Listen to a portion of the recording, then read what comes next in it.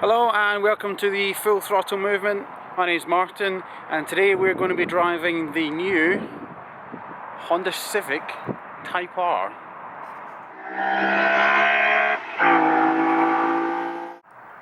Now we're here today on this wet and windy day just to have a quick look and a run through the Civic Type-R. If any of you have seen the Type-R on the road, you'll know that it is one mean looking thing. It certainly gets attention, and actually one of my friends at work dubbed it the rocket, so hence the start the video next to the rocket. And so with that said, let's run through some of the exterior features and then have a look on the inside of the car. So if we start with the front of the car, we've got some heavy detail here with the front chin spoiler, naturally very big on the Type-R logo. And from the front, as you can see, she looks very aggressive. Certainly people want to get out of the way of it when you come up behind it.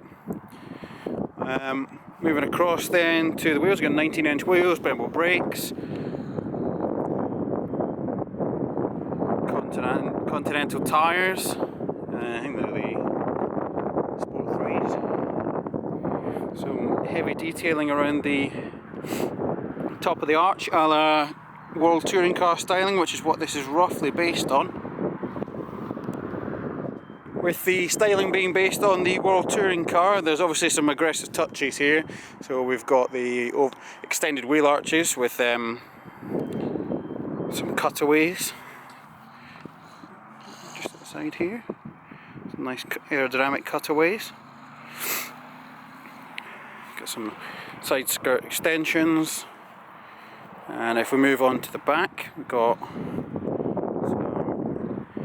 rear diffuser detailing. And the diffuser on this is actually huge for a hatchback, which I was quite surprised by. And obviously the quad pipes, which are actually surprisingly muted. More so than I thought they would be. And then, well, who could miss this huge rear spoiler? Certainly no chance you're going to miss it. With the car being based on the Civic, naturally, in typical Honda fashion, it is very practical. So if we have a look here in the boot,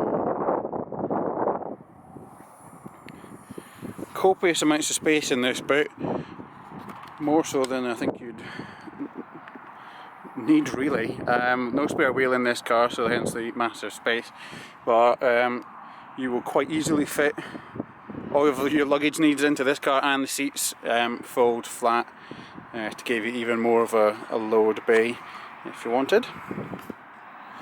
Moving now on to the inside of the car. So we'll start with the rear. Maybe not. Start with the front of the car. Lots of lovely details I found in this car, especially if you even start on the doors here. We've got some Alcantara with stitched leather padding here, really nice. Fully automatic folding mirrors.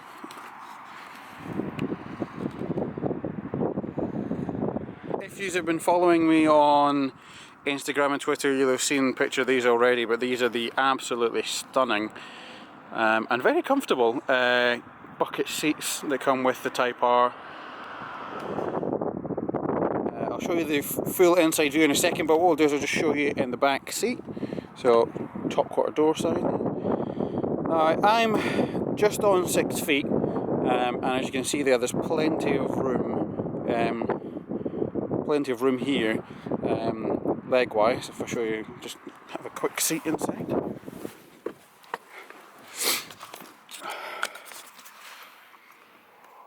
So I don't know if you can see that because of the light here.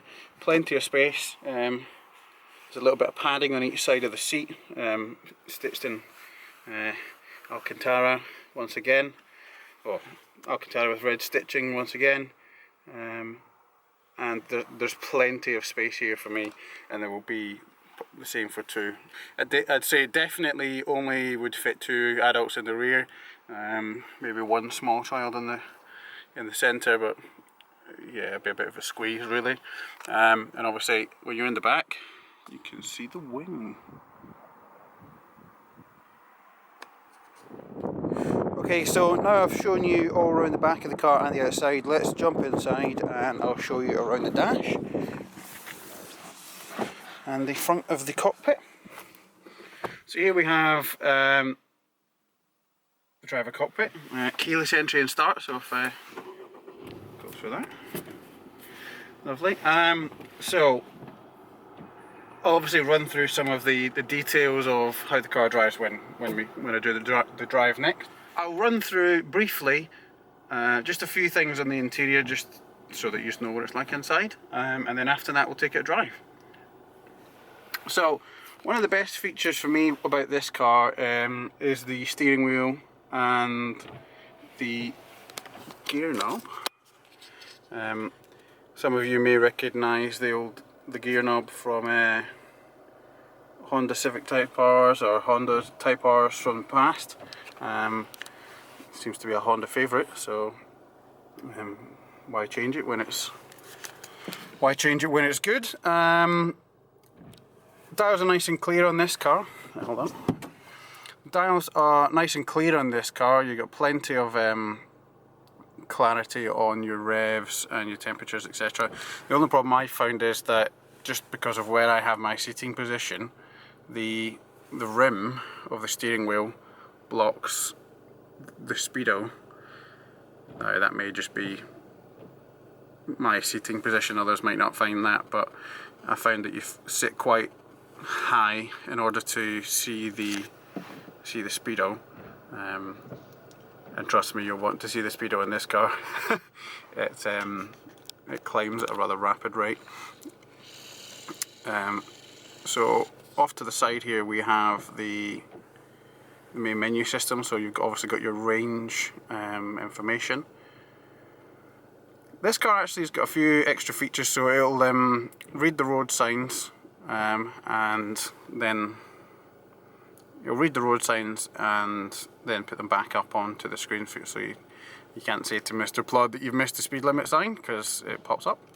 And it's actually really good at doing that. Now obviously being a Type R, you're going to be interested in a few different things, so naturally this kind of continues where the GTR started the trend of you've got your, on the left here you've got your G meter, then you've got your, there's actually a brake pressure sensor, so if I push the brakes here all the way to the floor, and then there's a throttle position sensor as well. Now that changes depending on what mode you put it in. I'll show you, this is the car in standard mode at the moment. There is a plus R mode. Okay, so what I'll run through now is plus R mode. Plus R button is located just here, the opposite side to the start button. So if we push that, you'll see all the lights go, all the dials go red. It's probably best to do it over here. All the dials go red, and then on the top left you'll see some nice Type R detailing, and then it shows you the Type R there. Now I mentioned there's a few differences between this and standard mode. So on the dash here on the left hand side you get boost pressure, water temperature, oil pressure and oil temperature. Now that's actually really handy. I wish more cars actually had that, because for those of us who are actually interested in that kind of thing, you know, it'll help prolong the life of your car if you make sure that you're operating at the right temperature before giving it the beans. And also if you're on track, which is highly likely where this car will end up at some point, you will find that you'll want to keep an eye on the water and the oil temperature sensors, just to make sure that you are not running over temperature. Okay, so I'll move on to some other bits and pieces.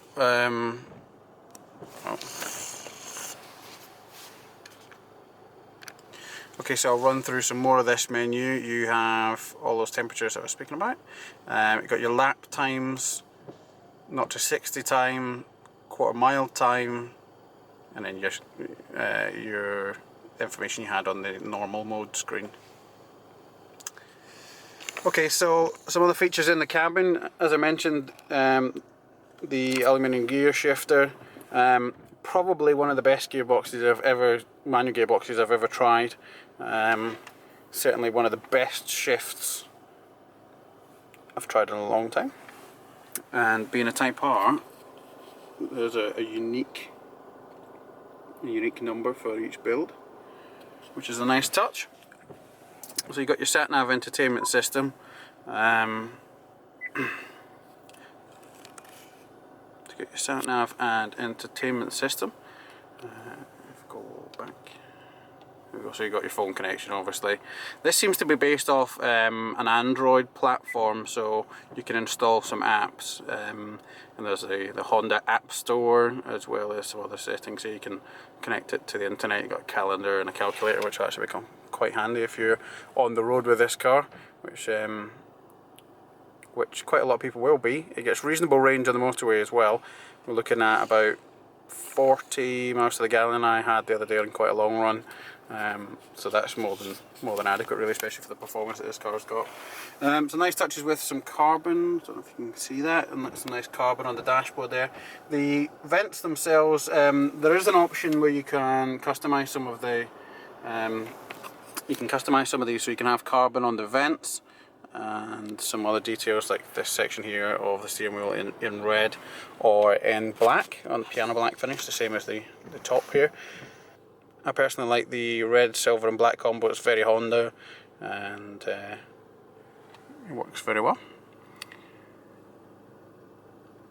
The only disappointing thing I think about this car is when you look in the rear view mirror, that's not the wing, that's just the split in the rear glass. And if you've driven a modern Civic, know that you're not going to have a clear vision out the back. That's one of the only limiting problems in this car. But you don't see any of the rear wing. So if I zoom in over here, you only get a tiny section on the rear wing, which I think's a bit of a shame, because when you look behind you, it's kind of hard to miss. Though the rear wing itself, actually, you can get in a few different options. There's a carbon exterior package as well, and the end plates can be changed into different colours: red, white, black, depending on what colour combination you want. And also there's a section on the front grille that you can do that with too, which is quite cool, just adds that extra customization. So now I'm going to take the Civic Type-R for a drive. Keyless start and entry, as I showed you before. It's a shame it's wet today, because like I mentioned before, this car is a bit of an animal. So in the wet, traction on first and second is a bit, shall we say, limited. So I've got some new camera gear to try it. So you're on the new camera, so hopefully the video quality is good enough, and I'll continue using it. So just as a brief run through about the Civic, this particular car is the Type-R GT.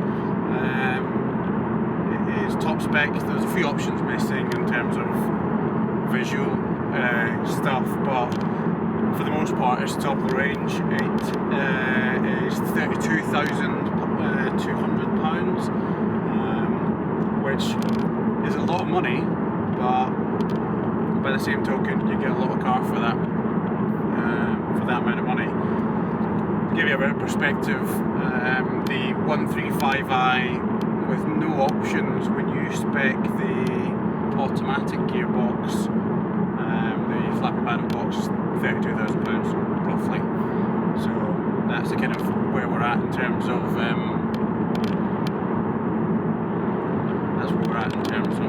pricing.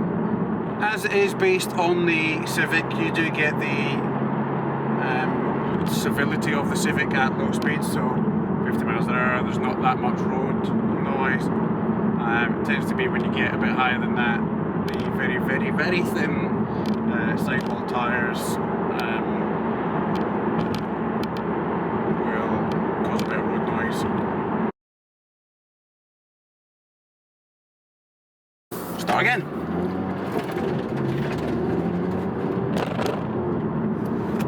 So, as I said, the Civic is a pretty civil car anyway, as you probably know. So turning this into the race car for the road that Honda are promoting as took quite a bit of effort. In fact, they spent a lot of time with the team who engineered the World Touring Cars, the World Touring car, in order to try and stiffen the chassis up and give it a more engaging feel. So we have magneto-rheological dampers. Basically, to the layman, you push a button and it gets firmer. And as I briefly touched upon, there's a couple of different modes in this car. So you've got the standard mode, which the car starts in, which is plenty quick enough to trouble most people. It's got it has a slightly softer torque curve, which makes driving in town and bad weather a lot easier. And then there is the Plus R mode, which is the hardcore race edition that I showed you with the where the interior lights change on the dashboard to show you, to give you an idea that there's a change occurred. And what that does is it sharpens up the throttle response. It changes the torque map on the engine. It also changes the steering feedback and the steering feel, where it becomes a lot sharper to the touch. And now, given the fact that this car is really sharp to start with, when you push that R button it makes it mega pointy, and it is possible to get a bit of lift off oversteer on this car, and also if you dual brake, it's very happy to do so. It's a very, very adjustable chassis.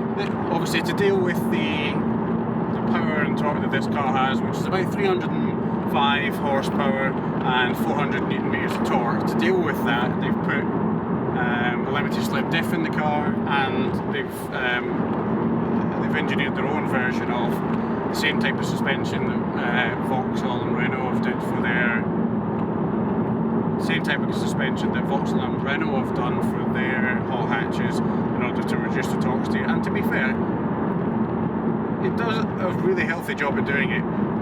The only downside is if you're fully lit in second gear and it's ever so slightly wet, you're going to have wandering. It will start to wander, the diff will lock up and then it will shoot off to one side, which isn't necessarily, it's part of the character of the car.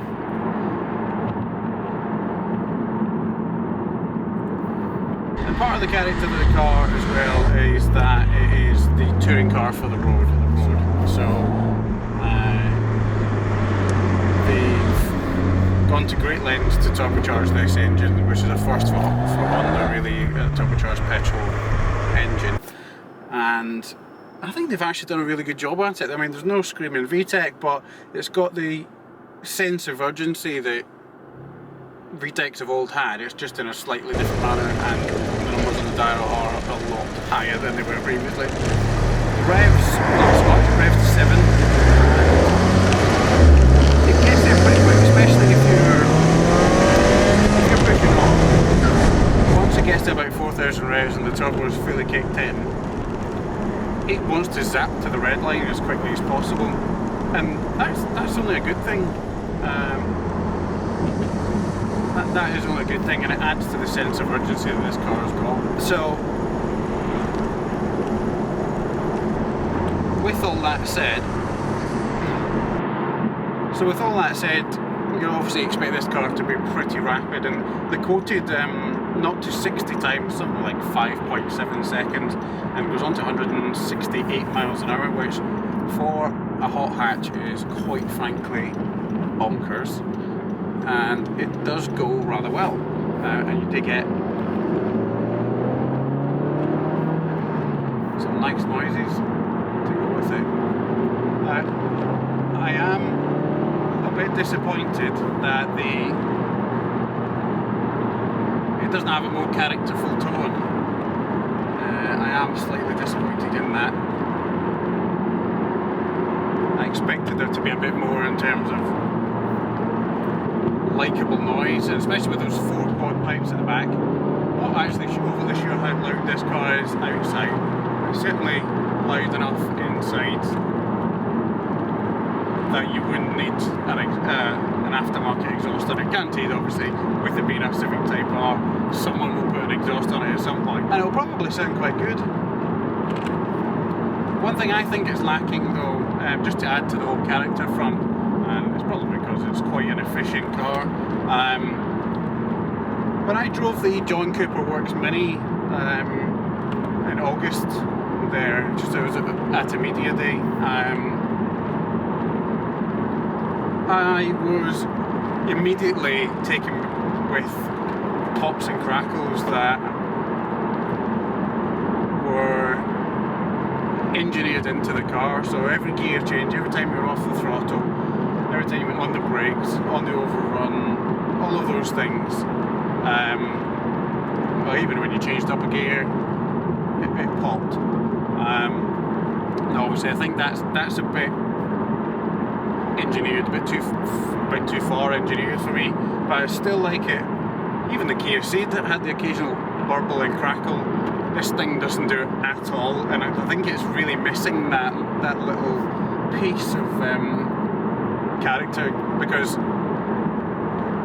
everyone who I've met who's looked at this car, and that includes just random people who have passed by and stopped and asked me questions, they all ask, how does it go? Is it quick? All these things. And what I say to people is, this car goes as quick as it looks, and it looks mental, quite frankly. And the massive rear wing like that on it, and the front end of the way it is in this thing, it's got attitude, and you'd expect it to have the performance to back that up, and it does in spades. For sure it will lose out to the likes of the Focus RS, purely because it's got 4-wheel drive, so therefore more traction. It's a lot more practical than the 135i, just in terms of boot space and overall size. In fact, even the rear seats, they look just like normal seats, but underneath the actual seat cushion, if you like, there's a massive, I didn't even notice this, it was the other half that noticed it, that there's a massive space under the seats, so you can stow bags in there as well if you want. So if you run out of boot space, which God knows how you would, you've got even more there, just ready to go. It does appear that we seem to be getting stuck behind some cars, so I was hoping to show you some of the urgency that this car has through some of the corners, but it doesn't look like that's going to happen anytime today.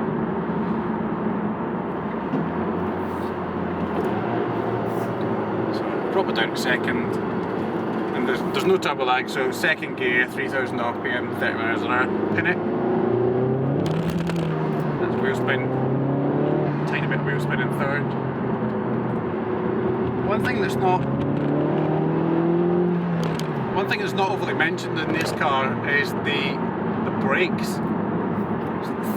13.5, well, it's 350 mil discs, huge things, absolutely massive. Brembo 4-pot calipers at the front, and this thing stops so well. It stops almost quicker than the rate it gains speed, which is probably a good thing. It's just so handy for back roads, and I'd imagine on track use is going to be fantastic.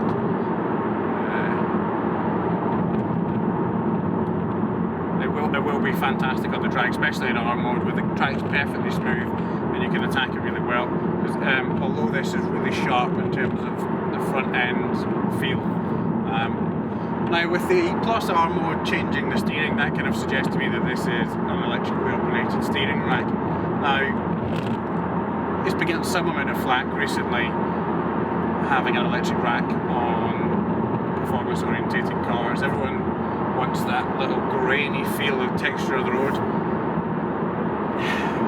In this car, to be honest, I didn't even notice the difference between it and the standard hydraulic rack. I would never have noticed if someone had pointed it out.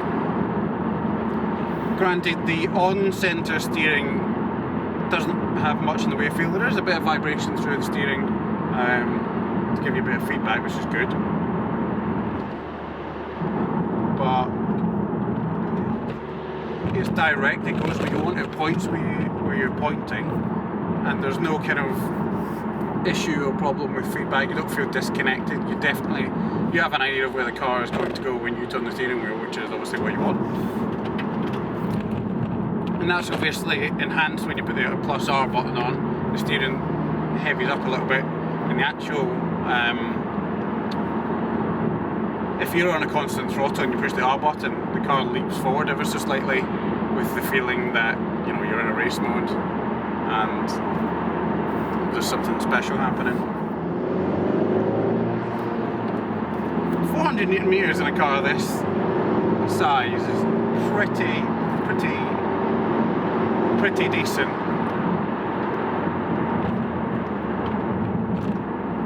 So what I'll do is I won't do a first gear pull because it's wet today, so you're not going to get the best representation. I'll do a third gear pull or something, or second gear pull, just to give, and I'll read out the speedo just to give you an idea of how quickly at which this goes. So we're in second gear, 3,000 revs, 30 miles an hour, 30, 40, 50, 60, 70, 80, 77 and a half. So it goes and stops pretty quickly from a second gear, but as you heard, there was traction issues there because it's wet. It went particularly well. As I mentioned in the intro video, there's a couple of key good points about this car, and one of them is the gearbox. It is by far and away the best manual gearbox I have ever driven. The shift is short but precise. I'm going to avoid using terms like rifleable precision. It is one of the best gear shifts you could probably buy for a manual car. And the uptake of the clutch as well is just makes changing up the gears so easy. You're never going to have an issue in this car with changing gears, that's for sure. And with the car, even in standard mode, although it's turbocharged, they've engineered a bit of torque into the low end of a bit of torque into the initial throttle response, so that when you want to do a heel and toe action, you get instant throttle, so you don't have any lag whatsoever, which is just great. No lag in a car like this on windy back roads is just phenomenal. How they've done it, I have no idea, but it certainly gives that feeling that you're in a car which is connected with what you're doing. And when you're driving extremely quickly along a complicated back road, having the confidence that that you'll be able to lean on the brakes and lean on the gear change, and it's going to do what you want, and you're not having to fight it all the time. That the grip's there.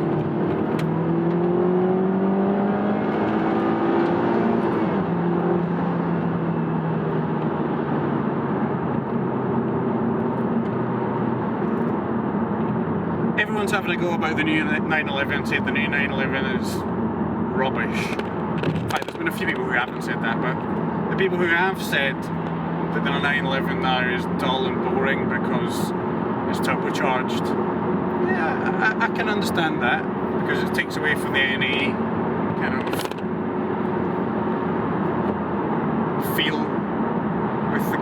takes away from that initial feel. You can't get much more naturally aspirated than a Honda Civic Type-R of old, and these guys have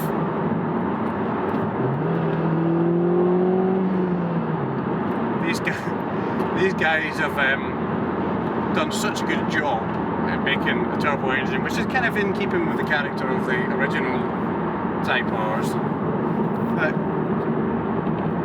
it doesn't matter. I would much rather have performance and the capabilities that this car has than the engine out of the previous gen car. I would want the sound out of the previous gen car, but this car has got a few turbo tweaks. I don't know how obvious it will become on the audio, but if I give it a bit of beans and a low and a high gear here, you'll hear the flutter come on.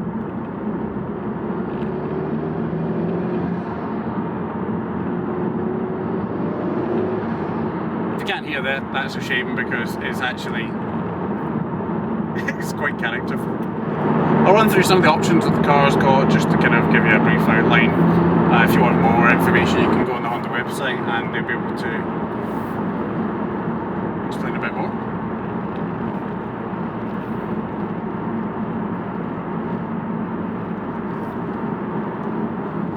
So we've got lane departure warning, and there's a collision avoidance warning as well, so if you drift off your lane when you're on the motorway, it'll give you a little reminder on the screen on the left there of your need to pay attention. It'll give you a little reminder of your need to pay attention, which is great. Although there is the option of turning it off. You've got reversing cameras, you've got folding rear mirrors, auto dimming rear, central mirror, cruise control, all the sat-nav and telephone systems. Got a massive amount of cup holders, 2 in the centre, 2 in the doors. Got 2 12-volt outlets as well, 1 in here and 1 in the centre armrest, which is large. There's also 2 USB connections there, 1 for charging and 1 for connection to the sound system. In fact, I think they actually both connect to the sound system. I think you can obviously tether your phone into the car and it can access the internet if you so wish. Why you'd want to do that when you're driving, I have no idea, but the options there should you wish it. Just to recap on the Civic, I first thought when I inquired about trying to get this car to review it, I knew it was going to be good because it had been in the Evo Car of the Year competition, and it was up against some steep competition there. Even on the hatchback front, the little Peugeot GTI and the Seat are both great cars, and it was always going to be difficult for the Civic to, you know, stick out in the company that I kept in that test. You know, 675 LTEs, GT3s, came GT4s. All these cars are kind of twice the price and some, an extra bracket of price above where this is. So I think this actually did pretty well. They did mention that in R mode the suspension is quite harsh and that it would unsettle itself over bumps, which is true because I have driven it on back roads and had the R button on, and sometimes the damping is just that little bit too stiff and it just rebounds and skips over the bumps, which is a bit of a shame really. But I imagine that button will be fantastic on the track, and certainly on smooth roads I've had it on, I've enjoyed it. I've also enjoyed the extra power increase, or the torque map change that comes with that. It'd be great if in the menu systems, or however Honda would like to do it, that they adjusted that so that you could actually independently have the option of the torque mapping with the soft damping. I'm probably not going to be the first person, and I'm first person to say that. I'm certainly not going to be the last person to say that. Everyone who drives this car, or everyone who's in it, likes the feeling of the engine in R mode, but does not like the feeling of the suspension in R mode. So Honda, please do it. You'll make an absolute killer then. And stop start.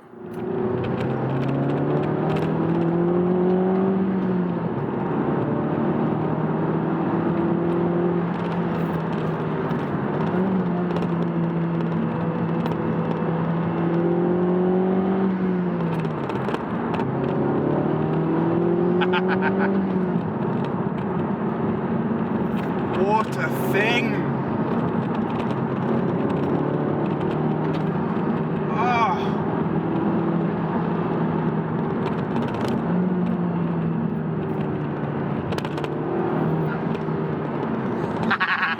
So I'd just like to summarise for the Honda Civic Type-R. I think it's a great proposition for a hot hatch.